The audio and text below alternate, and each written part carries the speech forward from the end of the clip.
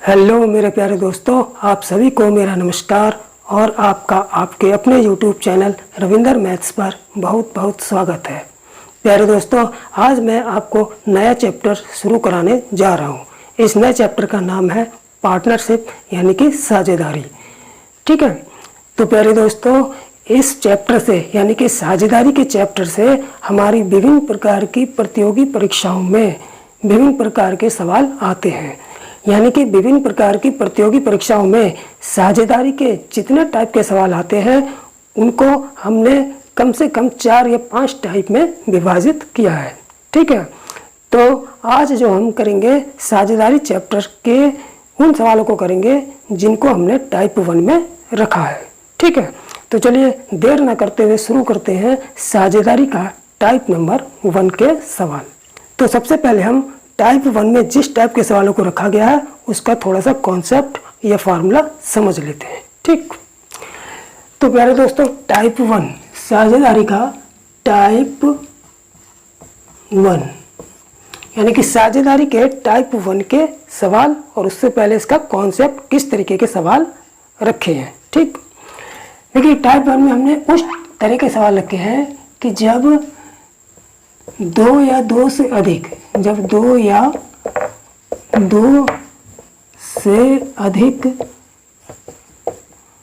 व्यक्ति भिन्न भिन्न पूंजी जब 2 या 2 से अधिक व्यक्ति भिन्न भिन्न पूंजियां लगाकर पूंजियां समान समय के लिए लगाकर पूंजियां समान समय के लिए लगाकर व्यापार शुरू करते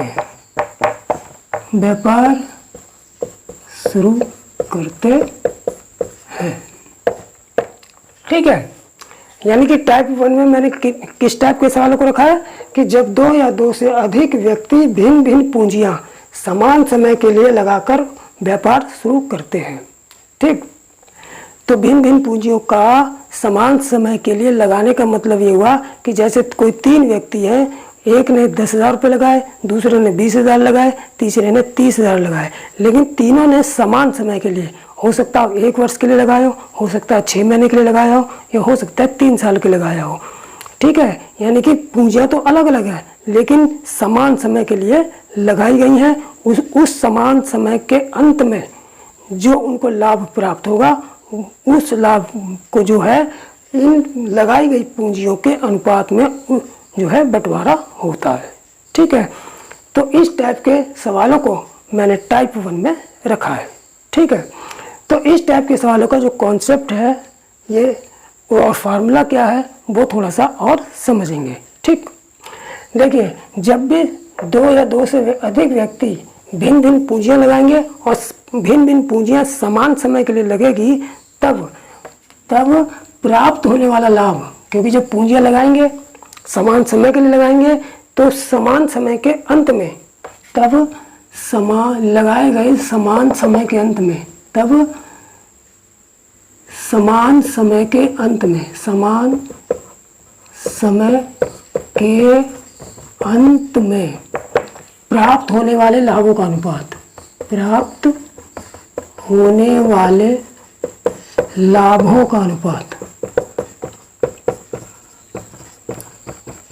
बराबर। देखिए जब समान समय के लिए भिन्न भिन्न पूंजियां लगाई जाएंगी तो प्राप्त होने वाले लाभों का जो अनुपात होगा वो लगाई गई पूंजियों के अनुपात में होगा। जितनी भी पूंजियां लगाई गई हैं उन पूंजियों के अनुपात में होगा। तो लाभों का अनुपात बराबर लगाई गई पूंजियों में अनुपात, लगाई गई भिन्न भिन्न पूंजियों में अनुपात, भिन्न भिन्न पूंजियों में अनुपात। इसका कहने का मतलब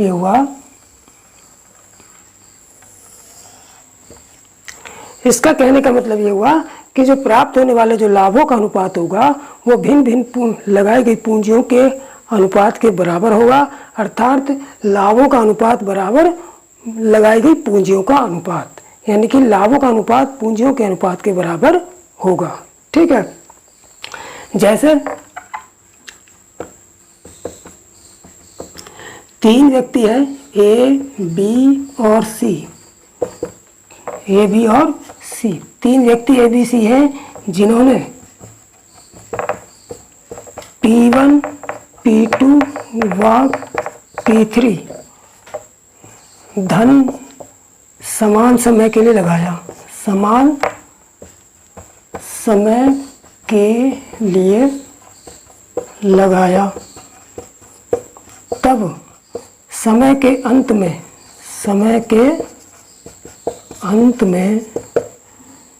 समान समय कुछ भी हो सकता है, 1 वर्ष भी हो सकता है, 2 वर्ष भी हो सकता है, 6 महीना भी हो सकता है, 2 महीना भी हो सकता है। ठीक है, तो तब समय के अंत में प्राप्त होने वाले लाभों का अनुपात, प्राप्त होने वाले लाभों का अनुपात, लाभों का अनुपात किसके बराबर होगा? लगाई गई पूंजियों के अनुपात के बराबर। लगाई गई पूंजियां कितनी है? P1, P2 और P3। P1, P2 और P3 तो धन लगाया समान समय के लिए, तो लाभों का अनुपात इन पूंजियों के अनुपात के बराबर होगा, यानी कि P1 अनुपात P2 अनुपात P3। तो ये लाभों का अनुपात जो है निकल के आ जाएगा बस। ठीक है, तो बस इस बात को, इस टाइप के सवाल को हल करने के लिए इसी कॉन्सेप्ट को और इसी फार्मूले को याद रखना है कि जब समान समय के लिए भिन्न भिन्न पूंजियाँ लगाई जा रही हैं तो उनसे प्राप्त होने वाले समय के अंत में जो प्राप्त होने वाला लाभों का अनुपात होगा वो लगाई गई पूंजियों के अनुपात के बराबर होगा। ठीक है, तो चलिए चलते हैं पहले सवाल पर।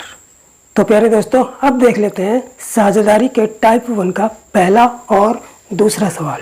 ठीक है, पहला सवाल क्या कह रहा है कि ए, बी व सी, यानी कि 3 लोग हैं ए, बी और सी, ने क्रमशः 5,000 रुपये, 8,000 रुपये तथा 9,000 रुपये लगाकर 1 वर्ष के लिए व्यापार शुरू किया। यानी कि ए ने 5,000 रुपये लगाए, बी ने 8,000 रुपये लगाए और सी ने 9,000 रुपये लगाए और तीनों ने मिलकर कोई बिजनेस शुरू किया 1 वर्ष के लिए। ठीक है, तो वर्ष के अंत में होने वाले लाभों का अनुपात बताइए। तो वर्ष के अंत में उन्हें तीनों को कितना कितना लाभ हुआ, उन लाभों में क्या अनुपात है वो निकालना है। ठीक है, तो मैंने कॉन्सेप्ट में बताया था कि जब समान समय के लिए, देखो तीनों ने जो है 1 वर्ष के लिए लगाया, यानी कि समान समय है। ऐसा नहीं कि ए जो है 1 साल तक रुका और बी 1.5 साल तक रुका व्यापार में और सी 3 साल तक रुका, ऐसा नहीं है। तीनों ने 1 वर्ष के लिए यानी कि समान समय के लिए ही अपनी अलग अलग पूंजियों को लगाया था। ठीक है, तब ऐसी कंडीशन जब समान समय होगा तब भिन्न भिन्न पूंजियों को लगाकर जब व्यापार शुरू किया जाएगा तो उनमें जो होने वाले जो लाभों का अनुपात होगा वो उन पूंजियों के अनुपात के बराबर होता है। ठीक है, जब ये होता है तो फिर इसलिए लाभों का अनुपात ए, बी व सी के लाभों का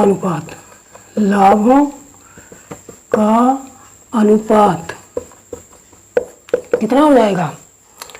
ए, बी, सी द्वारा लगाई गई पूंजियों के अनुपात के बराबर हुआ है। ये रख देंगे। तो ए ने कितनी लगाई? 5,000, बी ने कितनी लगाई? 8,000 और सी ने कितनी लगाई? 9,000।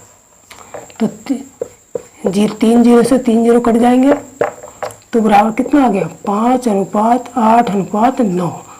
यही हमारा आंसर हो जाएगा। ठीक है, यानी कि ए, बी व सी को प्राप्त होने वाले लाभों का अनुपात कितना आ जाएगा?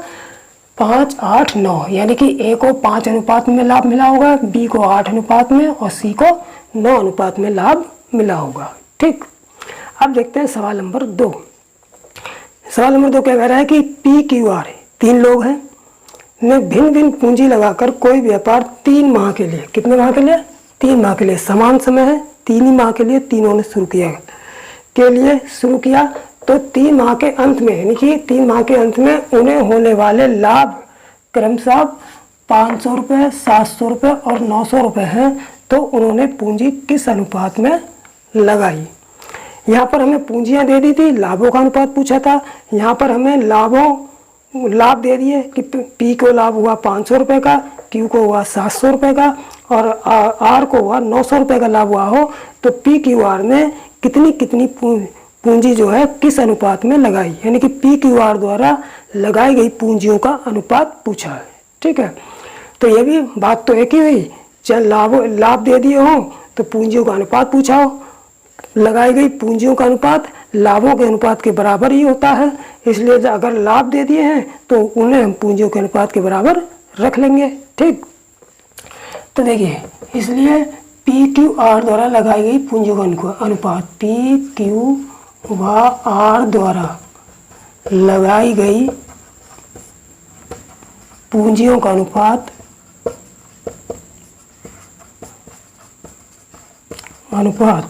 बराबर कितना हो जाएगा, समय समान है इसलिए। ठीक है, लगाई हुई पूंजी अनुपात कितना हो जाएगा, उनके लाभों का अनुपात बराबर उनके लाभों का अनुपात बराबर। अब लाभों का अनुपात कितना है, एक पी को मिले 500 रुपये तो 500, क्यू को मिले 700 रुपये लाभ 700 और आर को 900 रुपये लाभ हुआ तो 900, दोनों जीरो से दोनों जीरो काट दिए तो कितना हुआ 5 7 9, 5:7:9, यही आंसर हो जाएगा। यानी कि पी क्यू आर को जो है वो 5:7:9 के अनुपात में लाभ के अनुपात में पूंजियां लगाई थी। लाभ तो हमको दे रखा है, पी क्यू आर ने जो है पूंजी लगाई थी, जो पूंजियां लगाई थी उन पूंजियों का अनुपात कितना है, 5:7:9 होगा। ठीक, तो अब चलते हैं सवाल नंबर 3 पर। तो प्यारे दोस्तों अब देख लेते हैं तीसरा सवाल। ठीक, तीसरा सवाल क्या कह रहा है कि ए, बी और सी ने क्रमशः 15,000 रुपये, 18,000 रुपये तथा 21,000 रुपये लगाकर एक व्यापार शुरू किया। ठीक है, तो एक वर्ष के अंत में समान समय के लिए शुरू किया, एक वर्ष के लिए शुरू किया था, तो एक वर्ष के अंत में कुल 90,000 रुपये का लाभ हुआ। कितने रुपये का लाभ हुआ, 90,000 रुपये का लाभ हुआ। तो सी का लाभ बताना है, यानी कि टोटल लाभ तो कुल लाभ कितना हुआ 90,000, तो सी का लाभ हमसे पूछा है। तो सी का लाभ हम तभी बता सकते हैं जब इन तीनों को जो लाभ मिला है वो किस किस अनुपात में लाभ मिला है। अगर अनुपात पता चल जाएगा तब हम आराम से सी का लाभ निकाल सकते हैं, क्योंकि टोटल लाभ हमको दे रखा है। ठीक, अब लाभ का अनुपात कैसे निकालेंगे, चूँकि हमें पूंजियाँ दे रखी हैं और हम जानते हैं कि जब धन को पूंजियों को समान समय के लिए लगाते हैं तो उनके लाभों का अनुपात जो होता है वो पूंजियों के अनुपात के बराबर होता है। ठीक, तो इसलिए ए, बी व सी को प्राप्त होने वाले लाभों का अनुपात निकाल लेंगे, यानी कि ए अनुपात बी अनुपात सी, लाभों का अनुपात निकाल लेंगे। ठीक है, ए बी और सी के। ठीक है, तो देखिए ए ने कितनी पूंजी लगाई थी, हमें पता है कि लाभों का अनुपात पूंजियों के अनुपात के बराबर होता है। तो ए ने कितनी पूंजी लगाई थी 15,000, तो ये 15,000 हो गया। अनुपात बी ने कितनी लगाई थी 18,000, ये 18,000 हो गया। और सी ने कितनी लगाई थी 21,000, ये हमारा 21,000 हो गया। ठीक, अब ये 3 जीरो से 3 जीरो काट दो, कट गए, क्या बचा हमारे पास 3 से अब और कट जाएगा, 3 पंजे 15, 3 छंग 18, 3 सत्ते 21, यानी कि ए अनुपात बी अनुपात सी, ए बी सी के बीच लाभों का अनुपात कितना आ जाएगा 5:6:7 आ जाएगा। ठीक, अब कुल लाभ हमको कितना दे रखा है 90,000, कुल लाभ कितना दे रखा है, कुल लाभ 90,000 रुपये दे रखा है। तो सी का लाभ पूछा है, तो सी का लाभ आराम से निकाल देंगे, इसलिए सी का लाभ बराबर क्या हो, कैसे निकालेंगे, सी का लाभ हो जाएगा सी का अनुपात कितना है 7 बटे टोटल अनुपाती योग, सी का लाभ बटे टोटल अनुपाती योग कितना हो जाएगा 6 5 11 और 7 18 और गुणे टोटल धनराशि, टोटल लाभ कितना हुआ? 90,000। ये 90,000 से इसको मल्टीप्लाई कर देंगे। ठीक है, 18 पंजे 90 और ये 3 जीरो हटा के 3 जीरो लगा दिए, 5 सत्ते 35,000 रुपये। यानी कि सी को लाभ के कितने रुपए मिले? सी को लाभ के 35,000 रुपये मिले। ठीक, अब चलते हैं चौथे सवाल पर। तो प्यारे दोस्तों, अब देख लेते हैं चौथा सवाल। ठीक, चौथा सवाल क्या कह रहा है कि दो व्यक्तियों ने 3 वर्ष तक साझा का व्यापार करके 50,000 रुपये और 60,000 रुपये लाभ के प्राप्त किए। ठीक है, यदि पहले व्यक्ति ने 20,000 रुपये का निवेश किया है तो दूसरे व्यक्ति ने कितने रुपए का निवेश किया है? कहने का मतलब यह है कि दो व्यक्तियों ने 3 वर्ष के लिए व्यापार शुरू किया। पहले व्यक्ति को लाभ के 50,000 रुपये मिले, दूसरे व्यक्ति को लाभ के 60,000 रुपये मिले। पहले व्यक्ति ने 20,000 रुपये का निवेश किया यानी कि व्यापार में लगाए, तो दूसरे व्यक्ति ने कितने रुपए का निवेश किया यानी कि कितने रुपए व्यापार में लगाए, ये पूछा है। ठीक, तो इसके लिए क्या करेंगे कि सबसे पहले हम क्या करेंगे, दोनों व्यक्तियों ने कितनी पूंजी लगाई थी उन पूंजियों का अनुपात निकाल लेंगे। अब उन पूंजियों का अनुपात कैसे निकलेगा?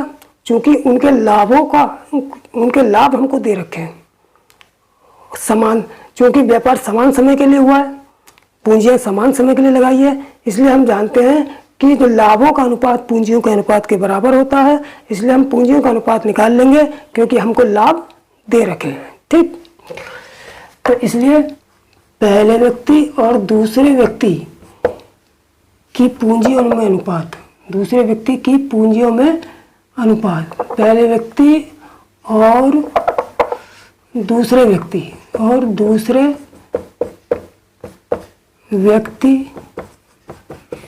की पूंजियों में अनुपात,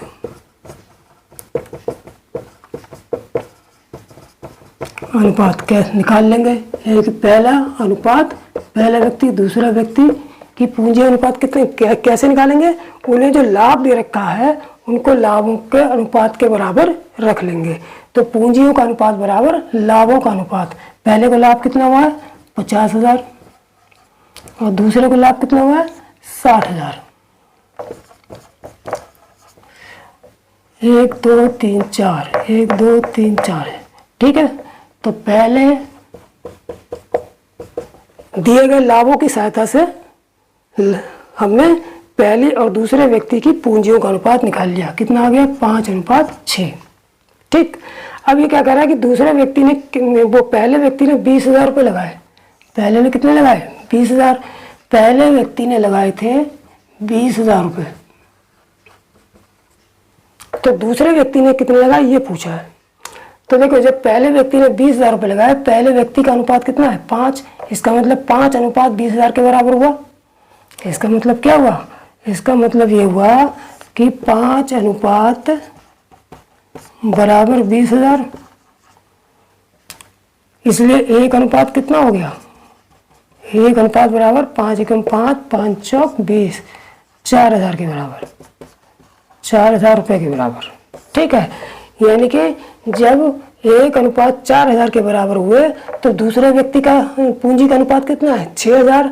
तो इसका मतलब ये हुआ कि दूसरे व्यक्ति ने कितनी पूंजी लगाई होगी? 1 में 4,000 है, तो 6 में कितने होंगे? 6 × 4,000 यानी कि 24,000 रुपये लगाए।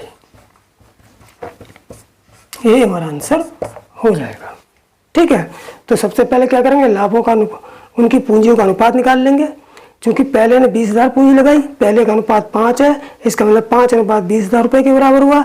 इसका मतलब 1:4,000 के बराबर हुआ। जब 1:4,000 के बराबर हुआ तो दूसरे व्यक्ति का लगाई गई पूंजी का अनुपात 6 है। 1:4,000 तो 6 6 चौक 24,000, यानी कि दूसरे व्यक्ति ने 24,000 रुपये लगाए। ठीक, तो अब चलते हैं 5वें सवाल पर। तो प्यारे दोस्तों, अब देख लेते हैं 5वां सवाल। ठीक, 5वां सवाल क्या कह रहा है कि ए बी और सी ने क्रमशः 60,000 रुपये, 90,000 रुपये तथा वाई रुपये, देखिए तीसरे का इन्होंने धन नहीं दिया, वो हमको एक राशि के रूप में दे दिया, वाई के रूप में। ठीक है, तो ए ने 60,000 रुपये लगाए, बी ने 90,000 रुपये लगाए और जो सी ने है वाई रुपये लगाए। इस वाई का मान हमको लास्ट में निकालना होगा। तो वाई रुपये लगाकर 8 माह तक व्यापार किया। यदि अवधि के अंत में यानी कि 8 माह के अंत में प्रत्येक को क्रमशः 30,000 रुपये, 45,000 रुपये और 40,000 रुपये का लाभ मिले तो वाई का मान पूछा है हमसे। ठीक है, यानी कि तीनों व्यक्तियों ने इतने इतने इतने धन लगाए। 8 माह के अंत में तीनों को, ए को इतना लाभ मिला, बी को इतना लाभ मिला, सी को इतना लाभ मिला, तो वाई का मान यानी कि तीसरे व्यक्ति ने कितना धन लगाया ये पूछा है। ठीक, बिल्कुल सवाल नंबर इससे पिछले वाले सवाल की तरह ही है, बस अंतर इतना है वहाँ दो लोग थे और यहाँ पर 3 लोग हैं। ठीक, तो उसी तरीके से करेंगे। पहले इनके लाभों के द्वारा, इनके जो लाभ मिला है उनके द्वारा इनकी पूंजियों, इनके लाभों का अनुपात जो है इनकी पूंजियों के अनुपात के बराबर रख के इनकी पूंजियों, लगाई गई पूंजियों का अनुपात निकाल लेंगे। ठीक, तो ए, बी व सी की पूंजियों का अनुपात, ए, बी व सी द्वारा लगाई गई पूंजियों का अनुपात, पूंजियों का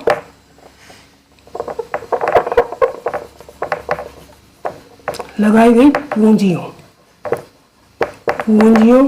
का अनुपात कितना होगा? लगाई गई पूंजियों का अनुपात ए अनुपात बी अनुपात सी बराबर कितना हो जाएगा? ए का लाभ कितना है? 30,000, यानी पूंजियों का अनुपात लाभों के अनुपात के बराबर रख लेंगे। तो इनके लाभों का अनुपात निकाल के पूंजियों के अनुपात के बराबर रख के पूंजियों का अनुपात निकल जाएगा 30,000। दूसरे को लाभ कितना हुआ? 45,000 और तीसरे को कितना हुआ? तीसरे को 40,000।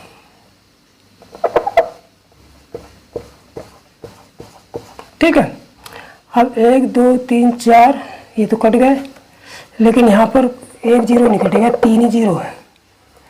3 0 से 3 0 कट गए, तो यहाँ क्या बचा? अब देखिए यहाँ पर 30 45 40 बचा, तो कितने से कट जाएगा? अभी 5 से और कट जाएगा, 5 6 30, 5 9 45 और 5 8 40, यानी कि ए अनुपात बी, ए बी सी की पूंजियों का अनुपात कितना आ गया? 6 अनुपात 9 अनुपात 8 आ गया। यानी कि ए बी सी ने जो है पूंजियाँ 6 9 8 के अनुपात में लगाई। ठीक, अब हमसे क्या पूछा है?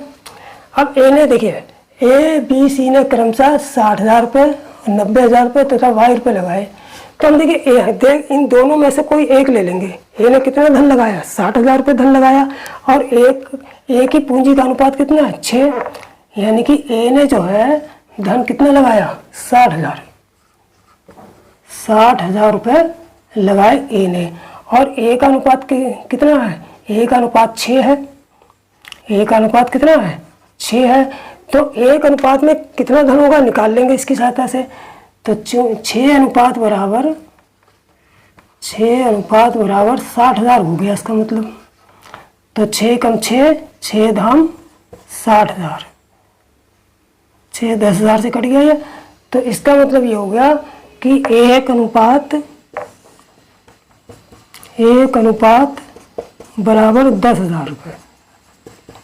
ठीक है, एक अनुपात बराबर 10,000 रुपये आ गया। अब हमसे अनुपात किसका पूछा है? वाई का मान पूछा है।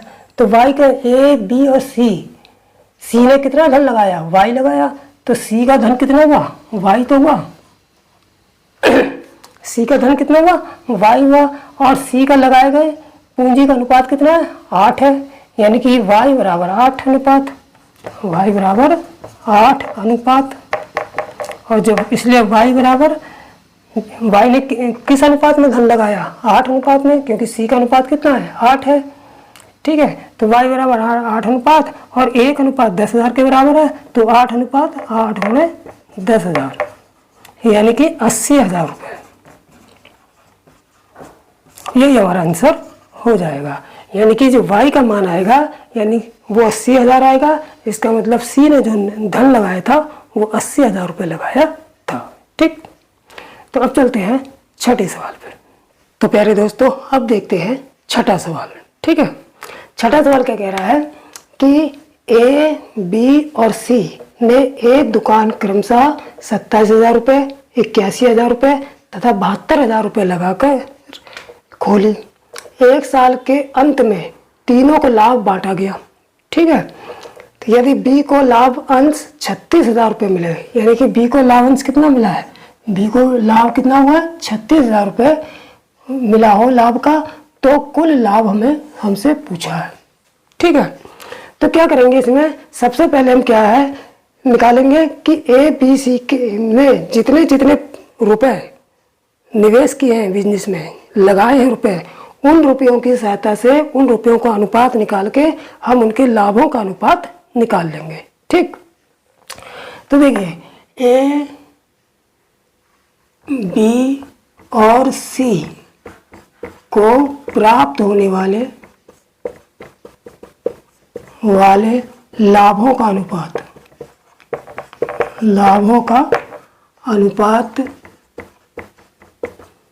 A अनुपात B अनुपात C, यानी कि एक A का लाभ अनुपात B का लाभ अनुपात C का लाभ बराबर कैसे निकलेगा, इनके चूंकि जो लाभों का जो अनुपात होता है वो निवेश की गई धनराशि के अनुपात के बराबर होता है, इसलिए इनकी निवेश की गई धनराशियों में को अनुपात के रूप में रख देंगे। तो पहले A की धनराशि कितनी है 27,000, तो ये 27,000 हो गया। अनुपात B की धनराशि कितनी है 81,000, तो ये 81,000 हो गया अनुपात, और C की धनराशि कितनी है 72,000। ठीक है, अब क्या करेंगे, यानी अनुपात में काट लेंगे, 1 2 3 1 2 3 1 2 3, यानी कि तीनों जीरो आपस में कट गए। ठीक है, अब किससे कटेगा, ये 3 से कट जाएगा, 3 निम 27, 3 दूनी 6, 2 बचे, 3 सत्ते 21 और 3 दूनी 6, 3 चौक 12। अभी और कट जाएगा, 3 तिया 9, 3 निम 27, 3 अट्ठे 24। तो A B के लाभों का अनुपात कितना आ गया 3 अनुपात 9 अनुपात 8। ठीक है, तो तीनों को मिलने वाले जो लाभों का अनुपात आ गया वो 3, 9 और 8 आ गया। ठीक, अब ये कह रहा है कि यदि B को लाभ कितना मिला है 36,000 रुपये में। ठीक है, यानी कि जो B है इसको लाभ कितना मिला है 36,000 रुपये, और B के लाभ का अनुपात कितना है, ये A का लाभ आ गया, ये B का लाभ आ गया और ये C का। तो B को लाभ कितना मिला 36,000 रुपये, और B के लाभ का अनुपात कितना है 9 है, कितना है 9 है। तो इसका मतलब ये 36,000 रुपये 9 अनुपात के बराबर है। ठीक, इसलिए 9 अनुपात बराबर 36,000। तो 9 एकम 9, 9 चौक 36 और 3 जीरो काट के ये 4,000, यानी कि 1 अनुपात बराबर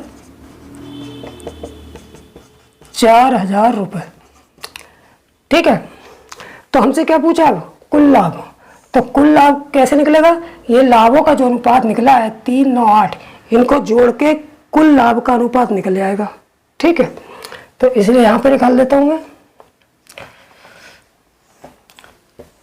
कुल लाभ का कुल अनुपात कैसे निकालेंगे, ये लाभों का जो अनुपात दिया है 3, 9, 8, इनको जोड़ लेंगे, 3 + 9 + 8, 9 3 12 और 8 20 अनुपात, और लाभ का 1 अनुपात 4,000 रुपये के बराबर है। तो इसलिए कुल लाभ कितना हो जाएगा, कुल लाभ बराबर हो जाएगा, जब कुल लाभ 20 अनुपात में 20 के बराबर है और 1 अनुपात लाभ का 1 अनुपात 4,000 रुपये के बराबर है, इसलिए कुल लाभ कितना हो जाएगा 20 × 4,000। तो 4 दूनी 8 और 4 जीरो, यानी कि 80,000 रुपये कुल लाभ होगा। यही हमारा आंसर हो जाएगा। ठीक है, तो इस तरीके से जो है हम कुल लाभ शॉर्ट तरीके से निकाल लेंगे, यानी कि कोशिश ये करेंगे कि कम से कम समय में निकालें। ठीक है, ये फिर भी थोड़ा सा मुझे विस्तार पूर्वक इसलिए बताना पड़ा क्योंकि मुझे समझाने के लिए, लेकिन जब आप लोग इसको अच्छी तरह कंटेस्ट कर लेंगे तो मुश्किल से 2 या 3 सेकंड में इसको क्लियर कर लेंगे। ठीक, तो अब चलते हैं 7वें सवाल पर। तो प्यारे दोस्तों, अब देख लेते हैं 7वां सवाल। ठीक है, 7वां सवाल क्या कह रहा है कि किसी पूंजी के साथ ए, बी और सी साझेदार हैं, यानी कि कोई पूंजी है उनके साथ उसके साथ जो है ए, बी और सी 3 साझेदार हैं, जिसमें ए का अंशदान कितना है 10,000 रुपये, यानी कि ए ने कितना पैसा लगाया 10,000 रुपये।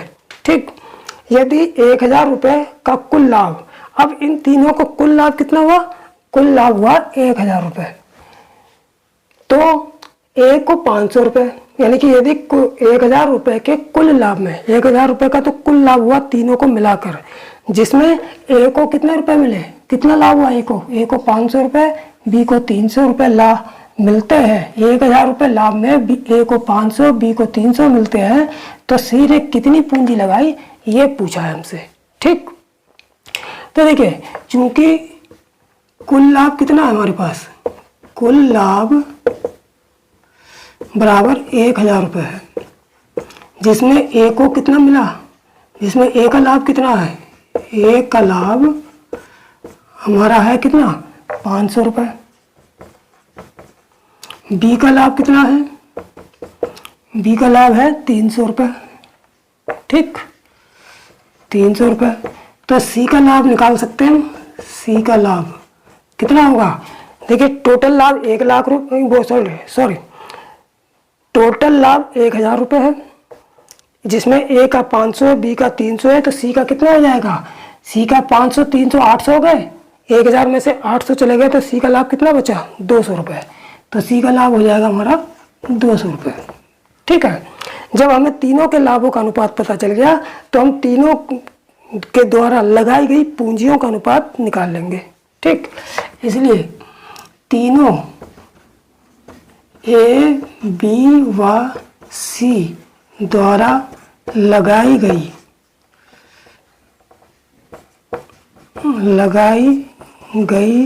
पूंजियों का अनुपात, पूंजियों का अनुपात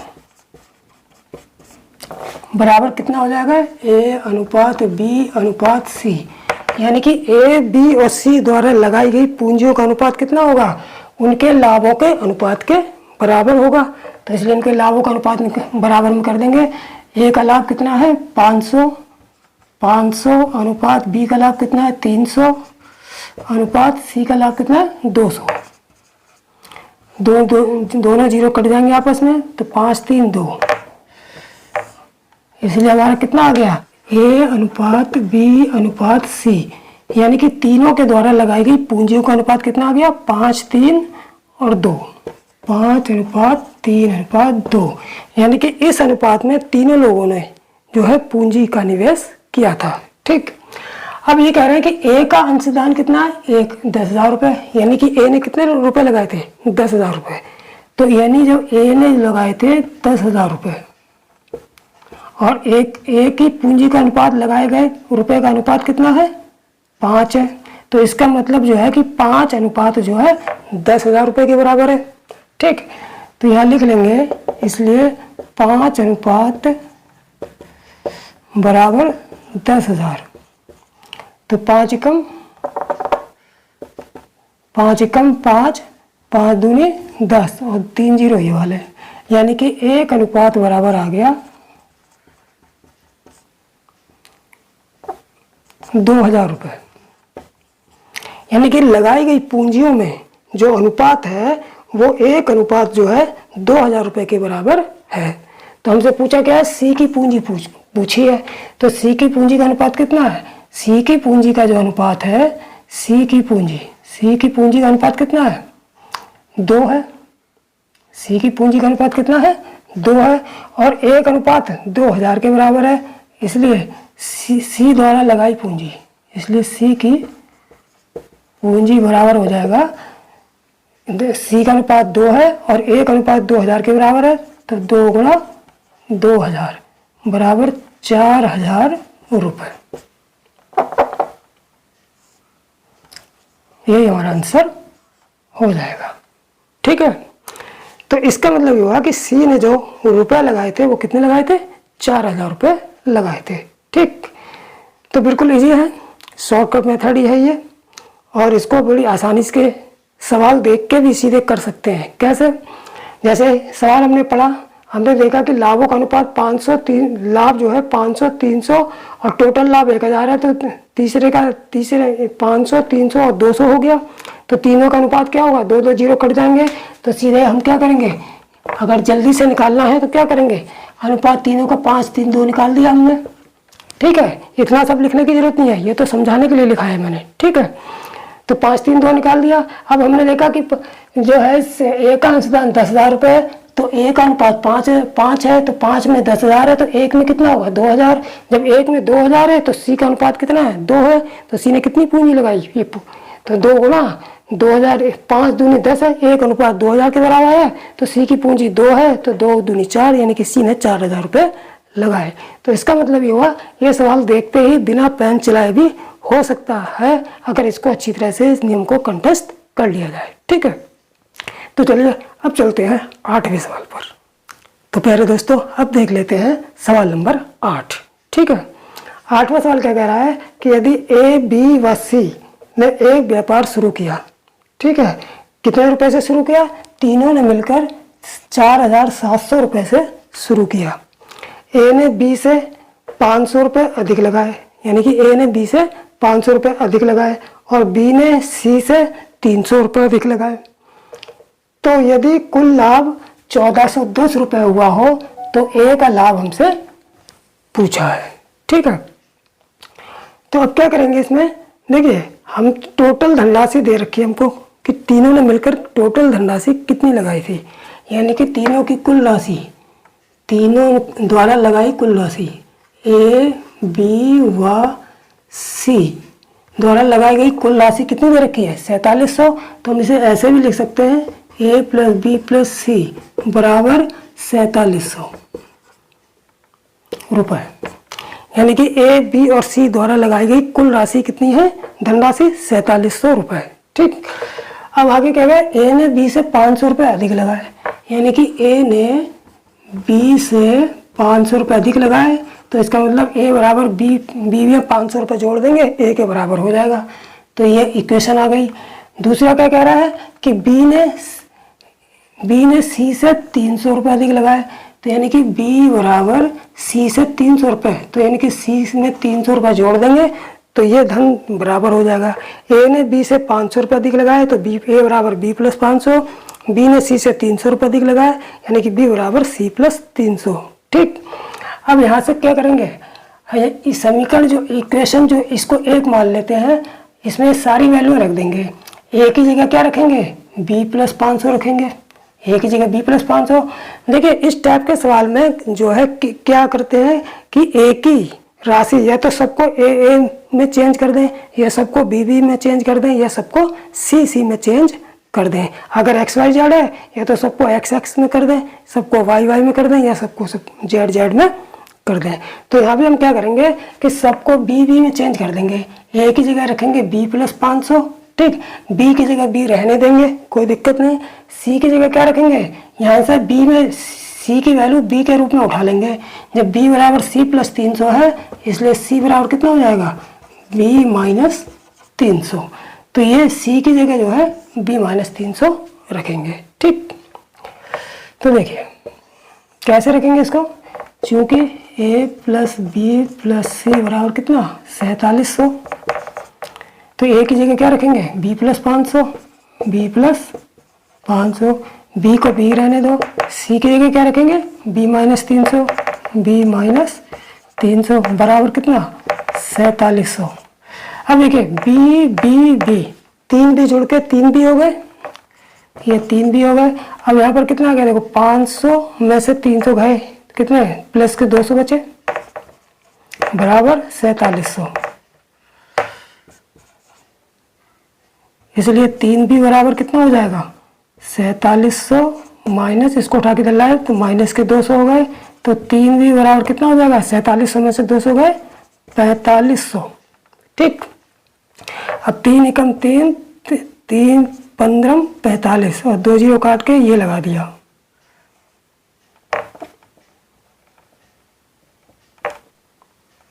तीन 15 45 और 2 जीरो काट के ये लगा देंगे।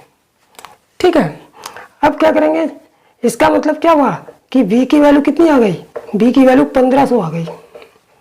कितनी आ गई, b बराबर 1500 रुपये आ गया। ठीक, तो लाभ निकालने के लिए इनके लाभों का अनुपात निकाल लेंगे, और लाभों का अनुपात निकालने के लिए हम क्या करेंगे, इनकी पूंजी अलग अलग निकाल लेंगे। तो हमें जब b की वैल्यू कितनी हो गई 1500 हो गई, b की वैल्यू कितनी हो गई 1500 हो गई, इसका मतलब a की वैल्यू कितनी हो जाएगी, a की वैल्यू कितनी हो जाएगी, इसे थोड़ा सा मिटा देता हूँ। ठीक, इसको ऐसे कर लेते हैं और यहाँ पर इसको कर देंगे। ठीक, अब देखिए जब b की वैल्यू कितनी है 1500, इसलिए a की वैल्यू कितनी आ जाएगी, a बराबर b प्लस 500, यानी कि a की वैल्यू आ गई, b की वैल्यू कितनी है 1500 प्लस 500 बराबर 2000। जब a की 2000 आ गई, ठीक है, अब c की निकाल लेंगे। c की वैल्यू कितनी हो जाएगी, c बराबर b माइनस 300, b माइनस 300, तो यहाँ b की c बराबर कितना हो जाएगा, b की वैल्यू कितनी है 1500, यानी कि 1500 में से 300 घटा देंगे, यानी कि 1200। अब जब तीनों की लगाई गई पूंजी आ गई, यानी कि तीनों की लगाई गई पूंजी आ गई, एक ही रह गई अभी नहीं, एक ही देखो, एक ही भी आ गई 2000 रुपये, बी की 1500 आ गई और सी की कितनी आ गई 1200 रुपये। जब तीनों की लगाई गई पूंजी पता चल गई तो इनकी पूंजियों का अनुपात निकालते हुए, इनकी पूंजियों का जो अनुपात निकालेंगे वही इनके द्वारा प्राप्त लाभों का अनुपात होगा। ठीक, तो इसलिए क्या करेंगे, इसलिए ए बी व सी के लाभों का अनुपात